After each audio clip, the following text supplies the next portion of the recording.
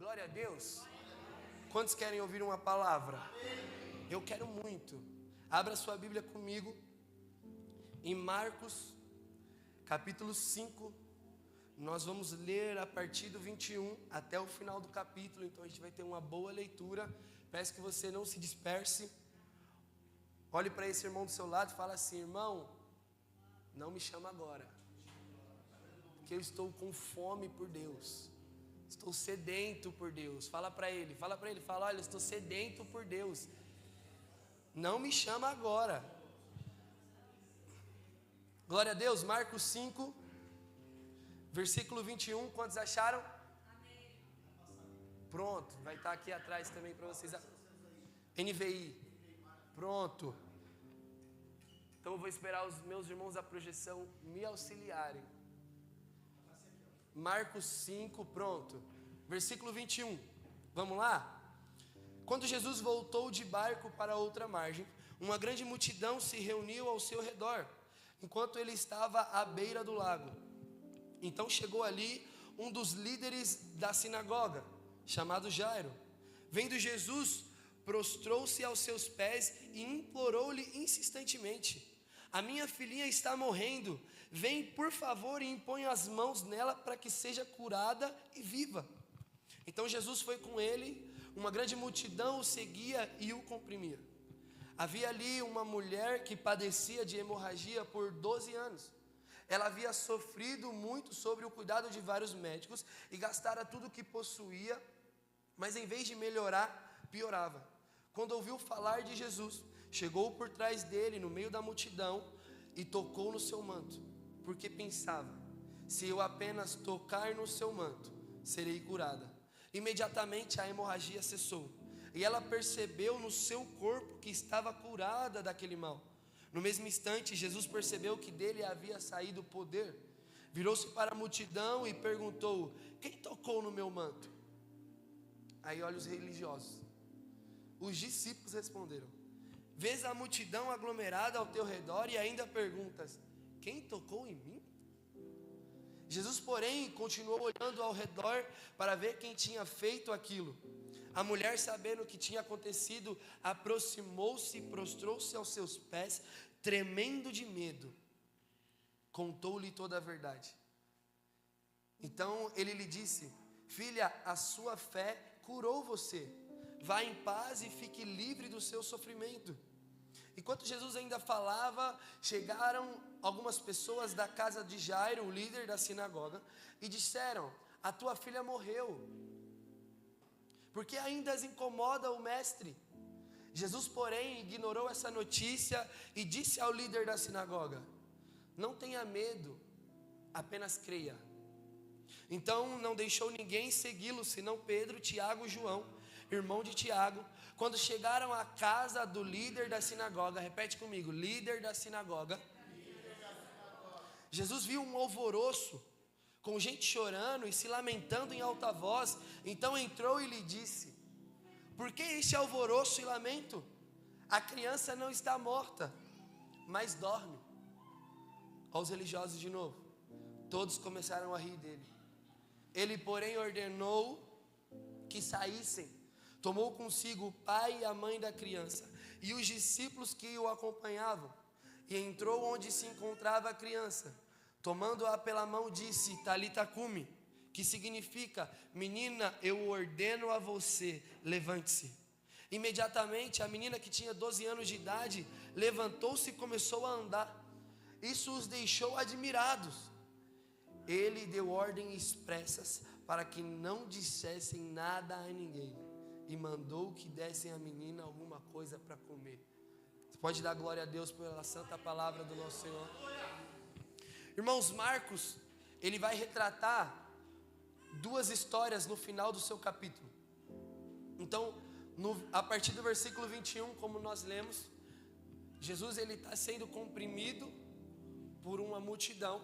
Só que está diante dele o que é engraçado, porque você percebe que o texto daqui para frente ele vai ressaltar sempre que Jairo era, vamos lá, vocês estão comigo? Jairo era líder da sinagoga. Então Jairo era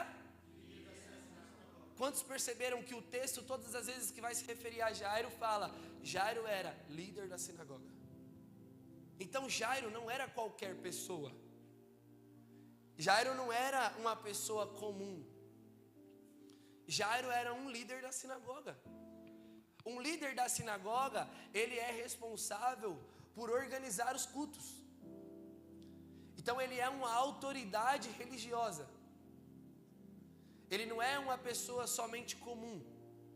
Ele é um líder, e além de um líder, há sobre ele uma autoridade sobre os cultos na sinagoga. Então ele é a representação perfeita do que é um religioso. Ele conhecia as Sagradas Escrituras. O Antigo Testamento, provavelmente Jairo dominava. Para a posição que ele tem aqui, então ele tinha conhecimento das profecias que havia no Antigo Testamento, da espera que eles estavam por esse Messias. Jairo tinha conhecimento religioso. Jairo tinha conhecimento de tradição. Só que olha que engraçado, quando a sua filha ela está diante da morte, Jairo não recorre a uma tradição somente. Jairo não recorre a todo o conhecimento que havia dentro dele. Jairo recorre a um homem. Porque até então, para nós é fácil olhar para esse texto hoje e falar, não, David, Jesus era o Filho de Deus. Mas para o retrato desse texto, Jesus era apenas um homem comum demais, meus irmãos. Imagina, Jesus era como um homem vindo de uma terrinha tão distante, e não era nem bem falada no bairro, era lá de Nazaré, com uma profissão muito simples, um carpinteiro. Esse homem era o homem que estava andando no meio das multidões, e os cegos enxergavam, o paralítico andava, gente comum. Agora Jairo, um líder religioso, chega diante desse homem comum e fala, ei, se o Senhor falar aqui agora, minha filha é curada.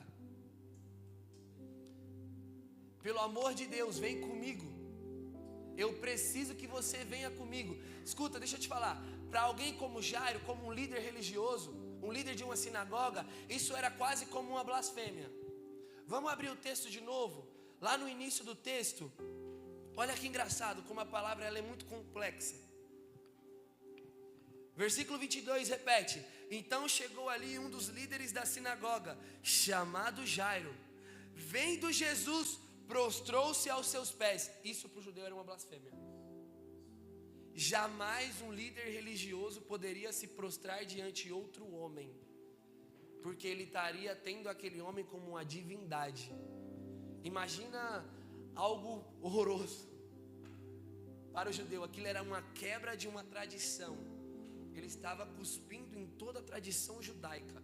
Jairo chega diante de Jesus e a primeira coisa que ele faz é se jogar no chão. Ele pega todo o título religioso dele, toda a tradição dele, todo o conhecimento que havia dentro dele, todo o conhecimento de religiosidade que havia dentro dele, e ele joga de lado e fala, por favor, vem comigo. Ele tira todo o título de empresário, de homem bem-sucedido, de pastor de uma igreja de 1000 membros, de dono de uma multinacional, de o que você imaginar. Ele tira tudo isso, chega diante de um homem simples e fala, vem comigo, só o Senhor pode salvar minha filha. E aí então, como nós continuamos lendo, Jairo, ele continua ali caminhando com Jesus. E aí a próxima história que vai relatar é da mulher do fluxo de sangue. E sabe o que é engraçado? Aí de novo o texto ele ressalta uma coisa, que a multidão o comprimia. O texto iniciou falando isso. E de novo o autor Marcos ele vai retratar isso novamente e falar, e a multidão continuava o comprimindo. Até que essa mulher, no meio daquela multidão, toca em Jesus. Jesus para tudo e fala, opa, calma aí galera, alguma coisa aconteceu. Alguma coisa aconteceu. Aí os discípulos, olha, eram aqueles que andavam com Jesus. Eram figuras religiosas também. Eles conheciam o mestre.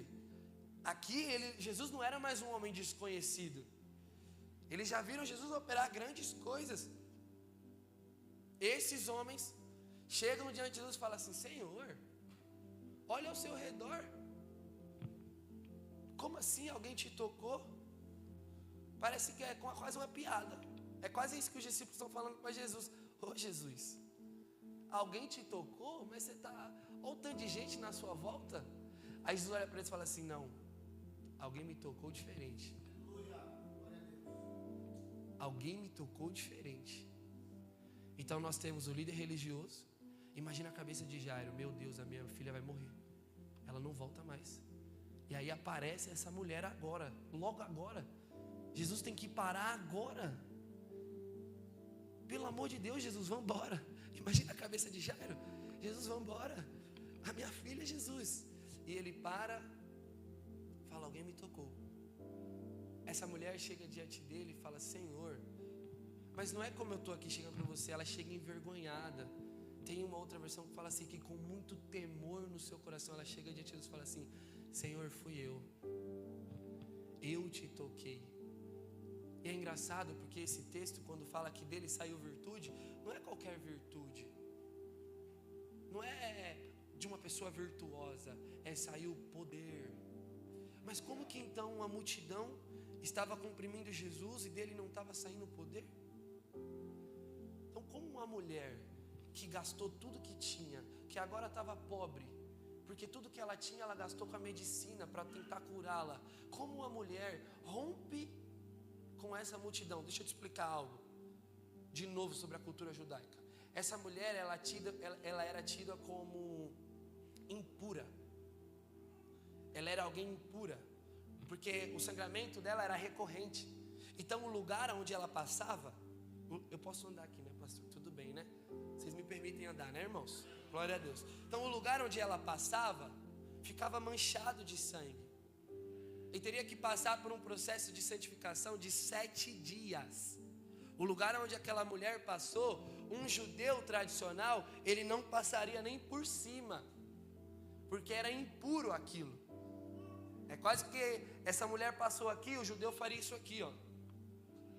E aquele lugar ali onde ela passou, teria que passar por um processo de santificação de 7 dias, até que aquele lugar tornasse a ser algo comum. Essa mulher rompe uma multidão e toca em Jesus. E aí ele levanta e exclama: alguém me tocou. Alguém me tocou. Ele estava diante de uma multidão de espectadores.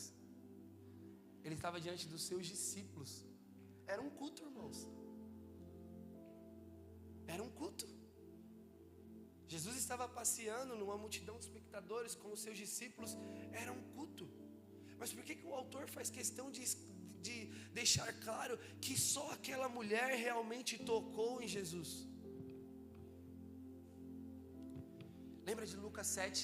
Lucas 7, se eu não me engano, retrata alguns discípulos chegando diante do Senhor e falando assim: Senhor, Senhor, em seu nome eu preguei. Senhor, em seu nome eu curei. Pessoas foram tocadas. Jesus chega para... Quantos lembram desse texto? Levanta a mão aí, quantos lembram desse texto? Jesus, me responda. Jesus chega para esses homens e fala: mentiroso. Responde, queridos. Jesus fala: mentiroso. Não. Jesus chega para esses homens e fala: eu nunca te conheci. Era um crente. Era alguém que frequentava a igreja. Ele curou. Ele não estava mentindo. Esse discípulo diante de Jesus no último dia, ele não estava mentindo. Realmente houve milagre. Realmente ele pregou para muitas pessoas, provavelmente. Ao ponto de Jesus chegar para esse homem e falar: mentira. Não. Fala: eu nunca te conheci. Isso é mais profundo. Porque revela o quão o nosso evangelho é fraco. quanto nós podemos ser a multidão que açoitava essa mulher. O quanto nós poderíamos ser a multidão que olha para essa mulher e a chama de impura. Revela o nosso evangelho. Ou talvez nós sejamos como os discípulos que olha para Jesus e quer falar para Jesus a verdade. Quer olhar para Jesus e falar assim: Senhor, olha isso daqui, a multidão. E o Senhor pergunta: quem te tocou? Nem os homens próximos a Ele estavam enxergando o que estava acontecendo. Sabe o que isso me lembra? Paulo no caminho de Damasco. Quem era Paulo? Os autores bíblicos vão falar que Paulo era fariseu dos fariseus. Ou seja, se esse cara, se Jairo aqui era um líder já renomado, Paulo, ele era um doutor da lei. Ele era além do que nós entendemos como fariseus. Porque fariseu, querido, não era ninguém que não entendia de Bíblia não, viu? Se a gente pegasse um fariseu nos dias de hoje, a gente ia passar mal. Se a gente não tivesse um pouquinho de Bíblia. Então Paulo era fariseu dos fariseus. Olha o título que esse homem tinha. Paulo dominava as escrituras. Paulo tinha zelo pelas profecias do Antigo Testamento, ao ponto dele começar a mandar matar uma certa seita que está se formando, falando que um homem, um tal de Jesus, era filho de Deus. Então Paulo, revoltado com o que aqueles homens estavam falando, começa a mandar matar esse tipo de crente, de cristão, revoltado com aquilo. Mas Paulo aguardava o Messias. Paulo esperava o Filho de Deus. Até que esse homem, Paulo, letrado, está num caminho e tem encontro com um homem. Tem encontro com um homem simples. E aí, no meio desse encontro com esse homem, Paulo chega para ele e fala assim: mas quem é você? Aí esse Jesus responde, fala: Paulo, eu sou aquele que você persegue. Eu sou Jesus Cristo, aquele que você tem perseguido. E olha que engraçado, o texto fala que Paulo ficou cego. O texto fala que Paulo caiu já cego. Só que ele viu a Cristo. Ou seja, os olhos dele estavam mais abertos do que os nossos. Porque ele enxergou o Filho de Deus, já ressurreto em toda a sua glória. Os olhos deles, na verdade, os olhos de Paulo naquele momento estavam sendo abertos, queridos. Mas era um religioso. Então, Jesus segue o seu caminho. E agora ele vai diante, e agora chegam mais religiosos. Chegam religiosos e falam para Jairo: Jairo, acabou.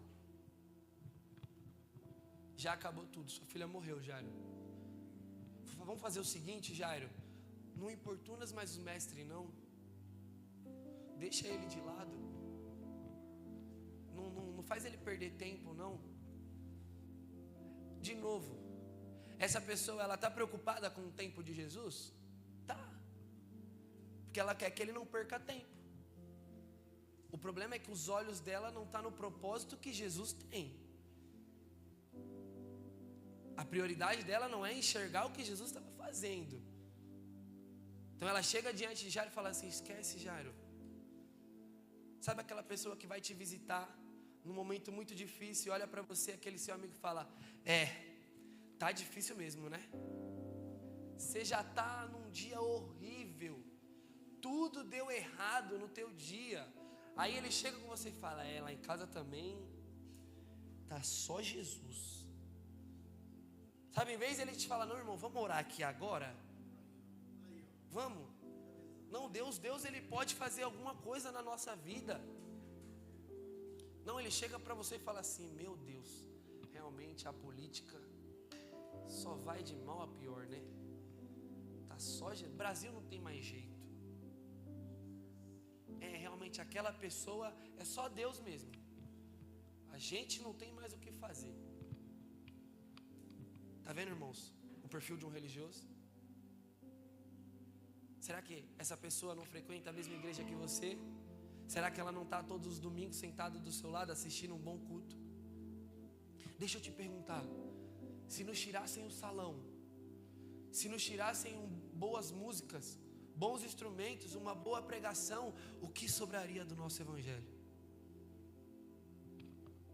Se tirassem de nós hoje toda a estrutura que nós temos aqui, olha como nós temos uma boa estrutura, está sentado em uma cadeira linda, essa igreja é linda. O que sobraria do nosso evangelho? Será que nós não seríamos a multidão? Será que nós não seríamos os discípulos? Será que nós não seríamos os amigos de Jairo? Será, queridos, que nós nos acostumamos demais com esse evangelho? Será, meus irmãos, que isso não nos impressiona mais? Será que isso não faz os nossos olhos encher de lágrimas? Deixa eu te perguntar, quando foi a última vez que o Espírito tomou você lavando a louça? Ou será que é comum demais para o Espírito de Deus tocar você lá? Ou será que Deus só pode nos tocar dentro de um salão? Quando foi a última vez que Ele te levantou e falou assim, acho que você precisa orar mais? Quando foi a última vez que você acordou com uma necessidade grande de ler a Bíblia? E esse desejo consumiu o teu dia inteiro. Sabe, quando você fica incomodado, você fala, meu Deus, eu preciso chegar em casa e abrir um texto. Eu preciso chegar em casa e orar com a minha esposa. Deixa eu te perguntar, eu vou ir além. Quando foi a última vez que você se reuniu na tua casa e fez um culto doméstico? Ou será que você acostumou demais com os cultos dominicais? Ou será que nós esperamos as células? E tudo isso é maravilhoso. Mas será que não escancara o nosso evangelho frágil e dependente de estímulos? A quem os teus olhos abriram? Quem foi que você viu para você estar aqui hoje? Quem você viu para você sair antes do culto e anunciar para os irmãos que estão perdidos?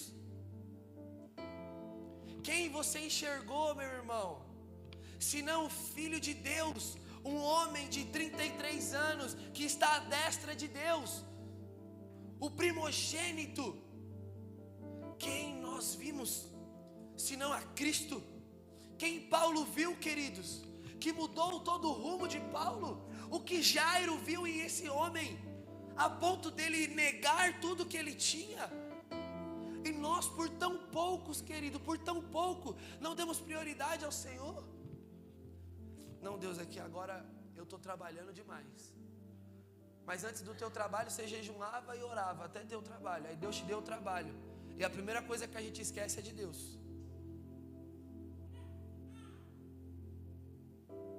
Antes você não tinha casa, Deus te deu uma casa. Deixa eu te falar algo. Quando nós professamos que nós aceitamos ao Senhor, que Ele nos alcançou, que Ele nos restaurou, nós entendemos que a nossa vida não é mais. Então ela é de quem? Então deixa eu te falar algo. Infelizmente, a casa que tu mora não é sua. O carro que você tem é triste, eu sei que é triste, galera.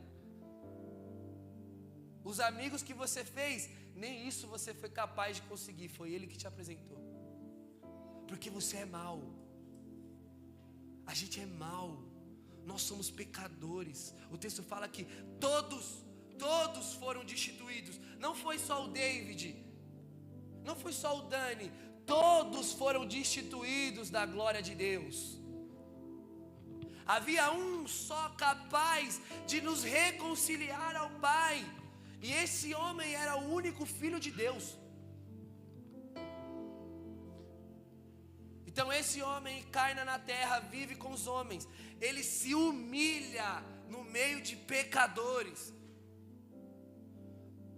no meio de uma multidão que ia olhar para ele e falar, não mata Barrabás, mata Jesus. No meio de uma multidão que ia falar assim, não, realmente, trabalhei muito essa semana, eu não vou me reunir com os meus irmãos, vamos deixar para o domingo que vem. No meio de uma multidão que nós vivemos um fenômeno dentro da igreja, nós confiamos desconfiando. Todo mundo que você se relaciona, você confia desconfiando. Que comunhão é essa?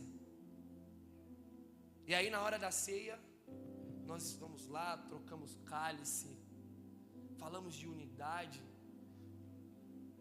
Que evangelho é esse, meus irmãos? Nós vivemos em uma comunidade repleta de homens de Deus, mas quando você tem um feedback para dar, você não vai até o pastor ou ao teu líder, você fala para o outro irmão, e o outro irmão olha para você e fala: é mesmo? Que comunidade é essa? Que comunhão é essa?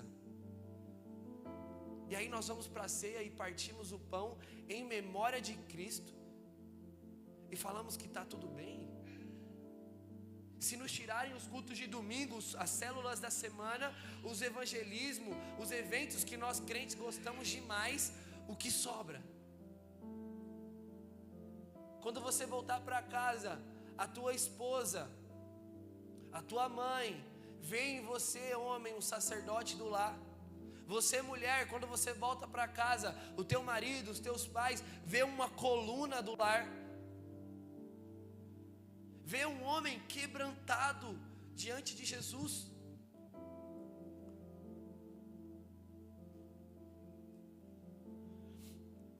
Então Jairo segue caminho.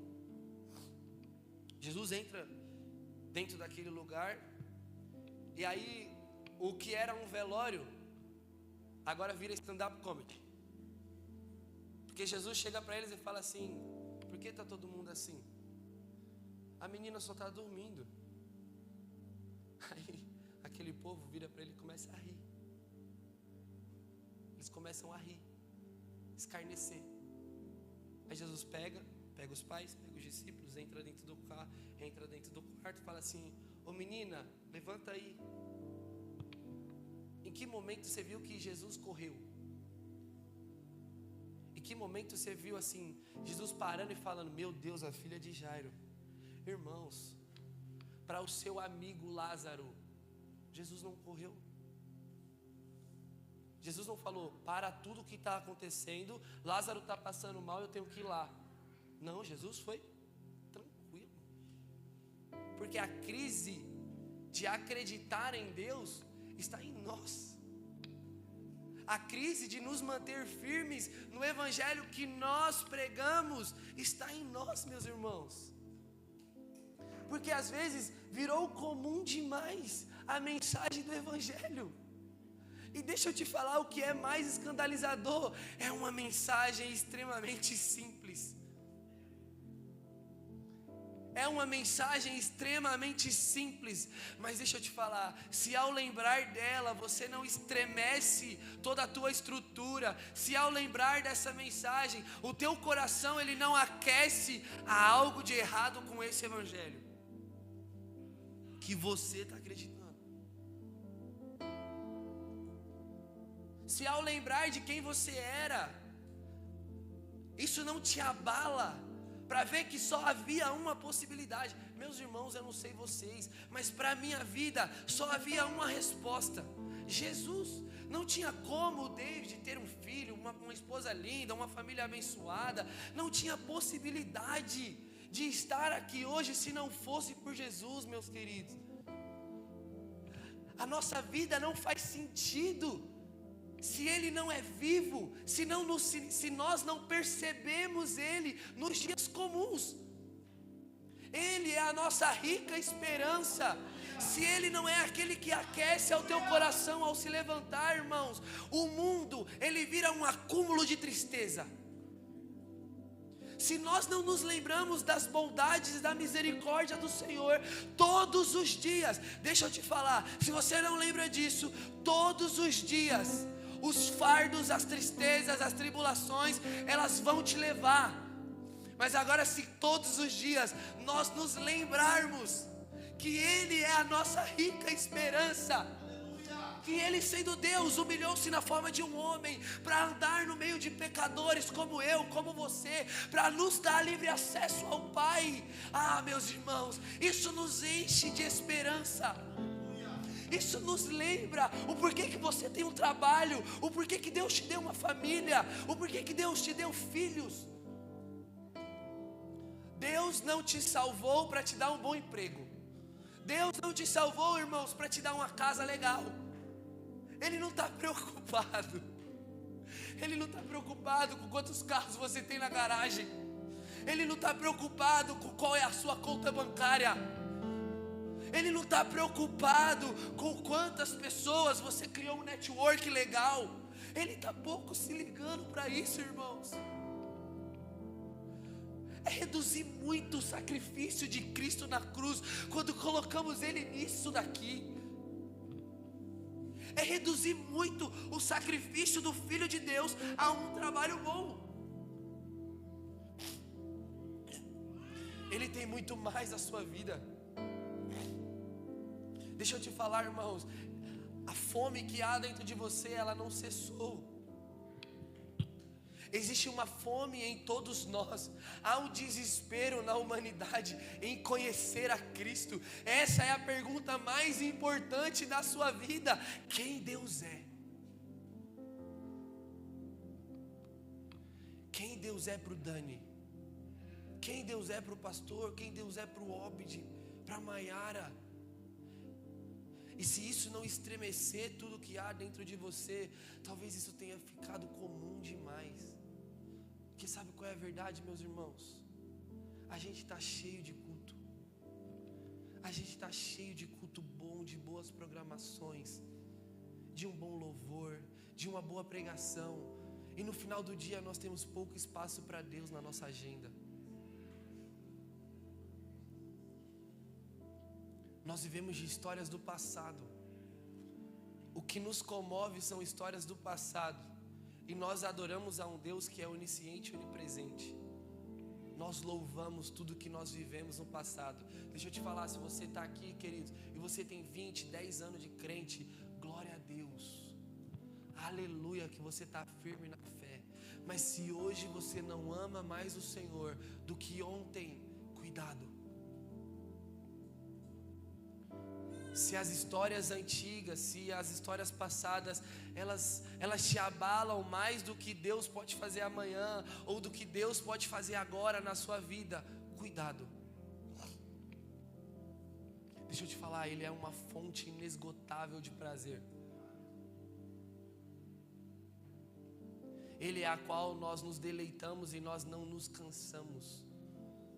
Deixa eu falar, você que está aqui, você está cansado, você está sobrecarregado, Ele é quem tira todo o fardo pesado e torna leve. Você que está aqui, você está triste, deixa eu te falar, as bondades dEle nos seguirão, as misericórdias deles nos seguirão, todos os dias. Sabe o que nos falta muitas vezes, queridos? Percebê-lo. Percebê-lo. Porque desde o início do culto há um Deus no nosso meio. Deixa eu te falar, há um Deus caminhando no nosso meio. Esse mesmo Deus hoje faz morada dentro da sua criação. Irmãos, se isso não mexe com todas as estruturas que há dentro de você, porque eu não sei você, mas isso me estremece. Como que há um Deus tão nobre, tão grande, dentro de um ser tão horrível como eu, tão desprezível como eu? Como que esse Deus aceita conviver com os meus conflitos? E isso piora, deixa eu te falar, isso piora. O texto fala que Ele intercede por nós com gemidos inexprimíveis. Há um Deus agora intercedendo pela sua vida. Há um Deus agora intercedendo por você. Isso é um escândalo, meus irmãos. Isso não pode ser tratado como uma mensagem comum, como um texto comum, como se fosse como um jornal diário. Não tem como, isso tem que abalar as nossas estruturas. Nós estamos em uma dívida eterna com o Filho de Deus. Não há nada que eu, que o Dani, que nenhum de nós aqui possa fazer para chegar perto do sacrifício que Ele fez. O seu Pai o moeu, dispensou sobre o seu único filho toda a ira que estava sobre Ele. Todos os nossos pecados estavam sobre Ele. E a sua última oração é: Senhor, que eles te conheçam. Senhor, que eles te conheçam como eu te conheço. Sabe, queridos, eu não estou aqui falando para você que não é importante você pensar na sua faculdade, você pensar em ter um bom trabalho. Pelo contrário, faça tudo isso. Se capacite. Você que está aqui jovem, procure ter boas habilidades, faça inglês, se desenvolva, isso é bom. Você, pai e mãe, incentive os seus filhos a fazer isso. Mas deixa eu te falar algo: a faculdade não pode calar o vazio que está dentro do teu filho. Você jovem que está aqui, a droga, o mundo, as coisas que há lá fora, eles não podem calar o vazio que há dentro de você. Mas existe um homem que pode. Existe alguém que pode. Existe um Deus que pode calar todas as vozes contrárias a dele na sua vida. Ah, meu Deus. E Ele está aqui, meus irmãos. Sabe, eu cresci na Assembleia de Deus, né? Tinha um louvor na Assembleia de Deus. Hoje eu estou bem nostálgico, estava com umas músicas bem antigas na minha cabeça. E tem um louvor na Assembleia de Deus que ele falava isso: Deus está aqui, aleluia. E era esse o louvor. Aqui.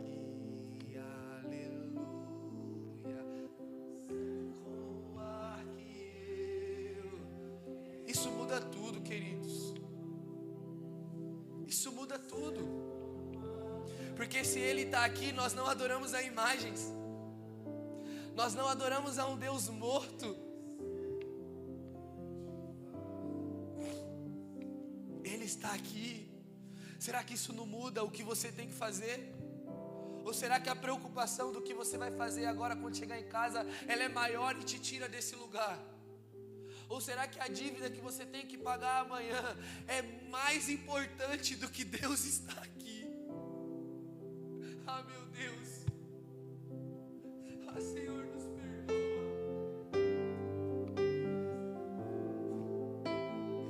Nos perdoa, Jesus.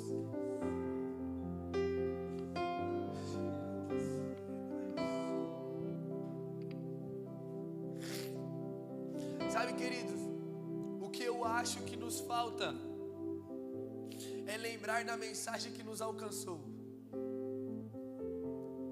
E essa mensagem não se tornar comum demais. É lembrar dos primeiros dias. E os primeiros dias serem incentivo para os dias atuais. Das lágrimas dos primeiros dias. Porque talvez você, homem que está aqui, aprendeu que o correto é ser muito bruto. O correto é ser aquele com a cara fechada. E você se esqueceu de chorar na presença de Deus. Ou talvez nós nos esquecemos das orações que há dentro do nosso coração. As orações sinceras, obrigado, minha irmã. As orações sinceras que há dentro do nosso coração. As orações simples, quando nós não chegávamos diante de Deus e enfeitávamos muitas coisas. Não, nós só chegávamos e falávamos: Senhor, eu estou cansado.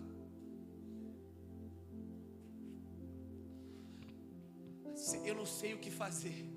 E eu não tinha pressa para sair daquele lugar, porque Ele está ali. Quantas vezes nós temos pressa para sair dos cultos quando nos reunimos? E nós nos esquecemos que Deus está no nosso meio. Nós temos pressa para ir embora e nos esquecemos que Ele está no meio da sua congregação, que Ele habita no meio dos louvores. Irmãos, isso muda tudo. Isso muda o teu culto. Isso muda a sua vida. Isso muda a forma como você vai estar aqui agora. Deixa eu te falar, não existe o amanhã. Não existe amanhã, queridos. Não existe amanhã, existe o agora. E se agora você não está disposto a tocar em Cristo, se agora você não está disposto a tocá-lo ao ponto dele sair virtude, cuidado. Ele pode passar e você não perceber. Ele pode passar e você ser a multidão. Deixa eu te lembrar algo, irmãos. Deus está aqui. Deus está aqui. Não espere a gente colocar a banda lá em cima. Não espere que eu vá para os meninos subir e a gente cantar algum louvor, que eu vou pedir para alguém desligar as luzes e alguma coisa vai acontecer. Ele está aqui. Sabendo disso, só existe duas coisas ao seu respeito: ou você irá tocá-lo e ele irá te tocar, ou você não vai perceber ele.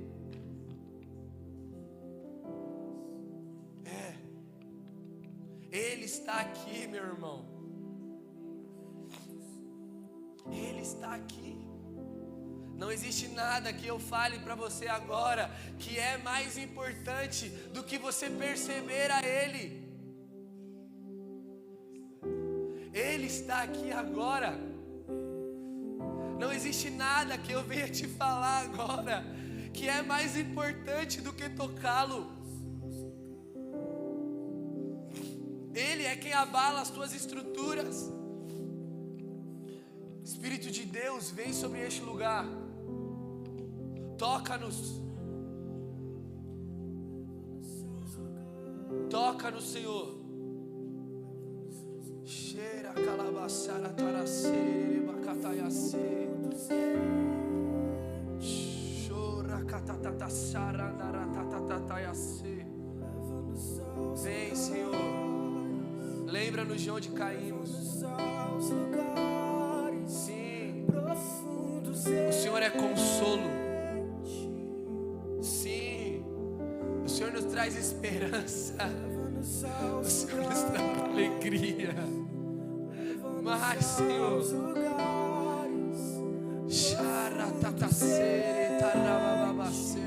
vamos, meus irmãos, mergulhe nisso. Vamos. Ele está aqui. Há um Deus no nosso meio. Mas, Senhor, mas Espírito de Deus, toca-nos, lembra-nos profundos em ti. Cheira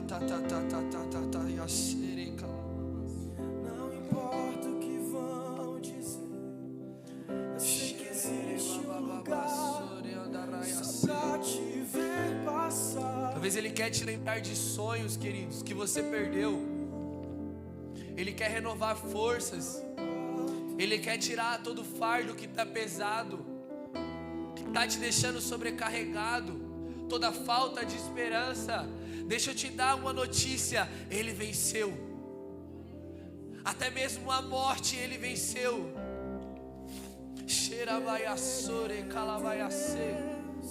Nós adoramos a um Deus vivo, a um Deus que reina. Ele reina sobre a morte. Não existe nada que Ele não possa sanar. E Ele está aqui agora. Há o rio de Deus fluindo sobre este lugar. Mais Espírito de Deus.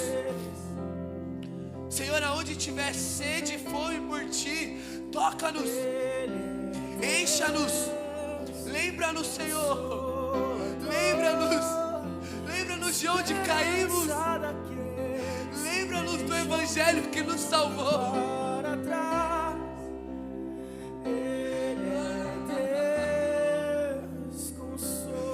Mais Espírito de Deus. Pai, eu oro agora, Senhor, para que o Senhor avive dons nessa igreja, renove dons nessa igreja, Senhor. Aqueça os nossos corações. Lembra-nos da mensagem do Evangelho, da simples mensagem do Evangelho, do Cristo, Filho de Deus.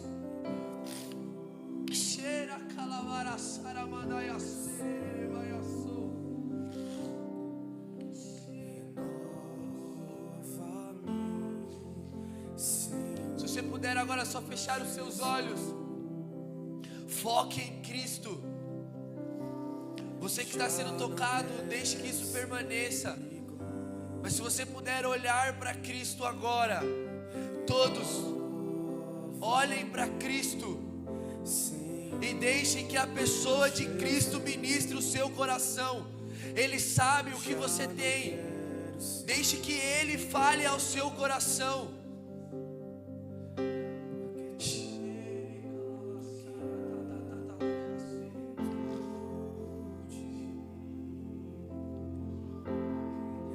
Necessita ser mudado, Senhor, porque tudo que há dentro do meu coração necessita mais de ti.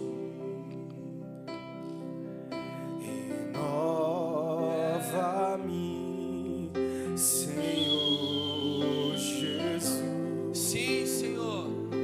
Já Renova-nos. não quero ser Sim. igual. Derrama sobre os nossos corações vinho novo, Senhor. Renova-me, Ei!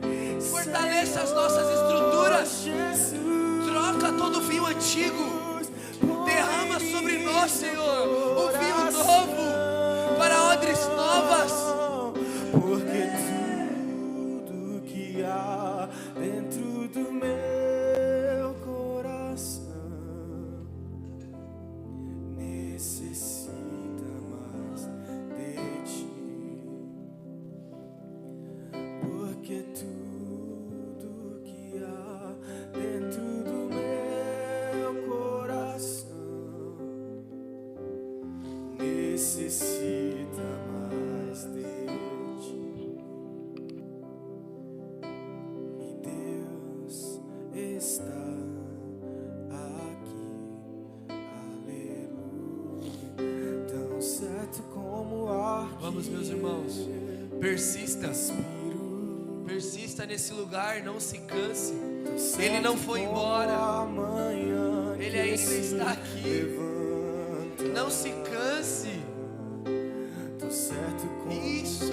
Se você quiser ficar à vontade, levantar no seu lugar, se você quiser vir aqui à frente, você é livre. Está aqui, Isso. aleluia. Deixa que Ele ministre o nosso coração. Como ar que eu respiro,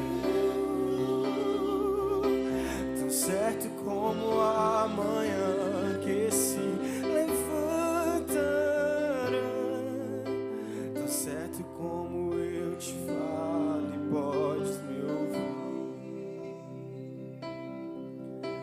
tão certo como eu te falo, tão certo como eu te falo, tão certo como eu te falo e podes me ouvir. Se você está aqui, eu não quero parar. Se você está sendo tocado pelo Espírito de Deus, persista nisso. Eu não quero atrapalhar o que Deus está fazendo. Se você está aqui, você entende que, David, eu preciso mudar algo. David, o rumo da minha vida, ele precisa mudar. Não perca o foco. Eu queria te convidar a se colocar de pé no seu lugar.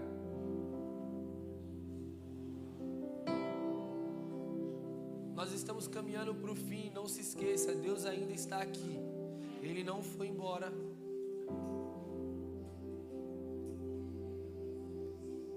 Eu queria pedir que agora você orasse ao Senhor da sua forma. Eu sei que nós estamos acostumados a orar uns pelos outros, mas eu queria que agora você orasse ao Senhor. Você com as suas palavras fizesse um compromisso com Cristo. Fique à vontade, meu irmão. E deixe que Ele fale ao seu coração.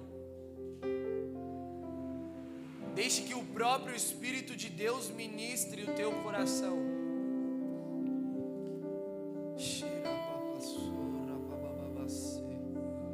Mais Jesus.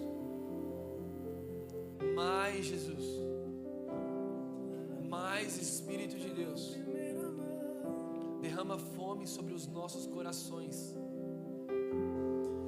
Derrama sede de te conhecer verdadeiramente, Senhor.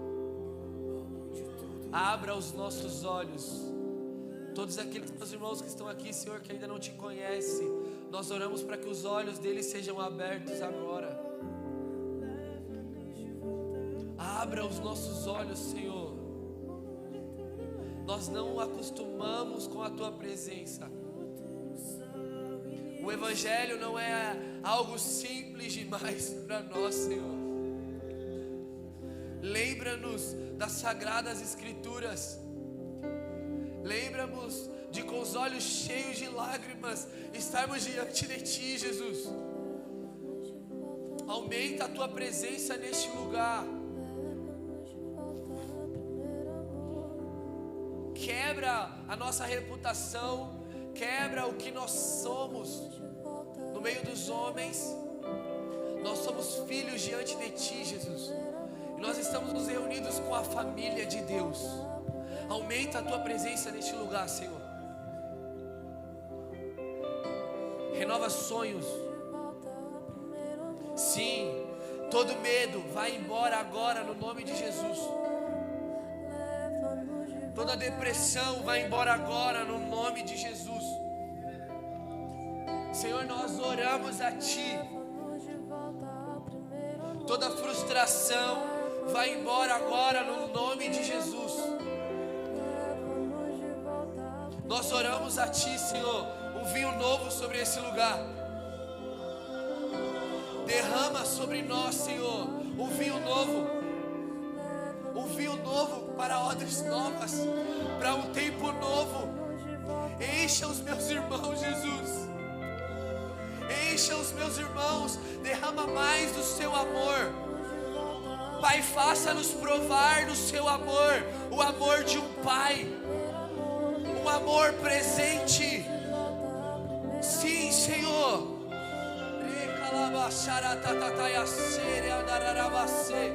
Mais, Jesus.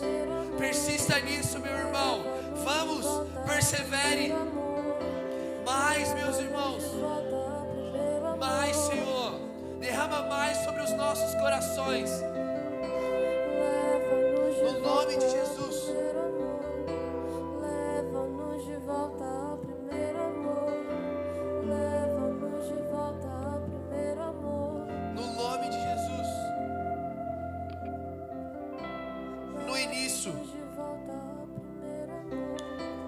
Persevere. Cheira calabaço, babaço. Toma o Teu lugar em mim. Toma o Teu lugar em mim. Vamos dizer, Deus,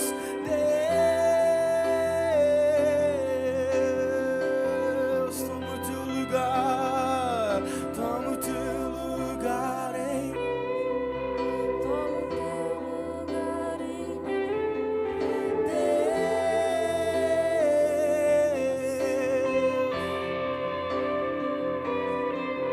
Toma o Teu lugar em mim. Toma o Teu lugar em mim.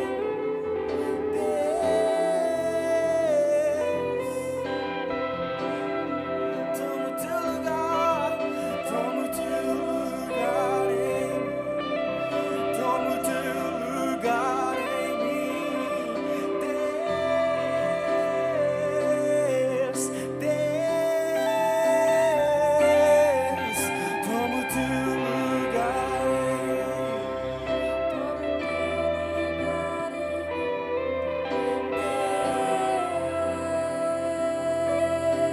Deus, leva-me. Leva-nos de volta ao primeiro amor. Você pode pedir isso para Deus. Peça Peça isso pro Senhor. Leva-nos de volta ao primeiro amor. Peça isso a Ele.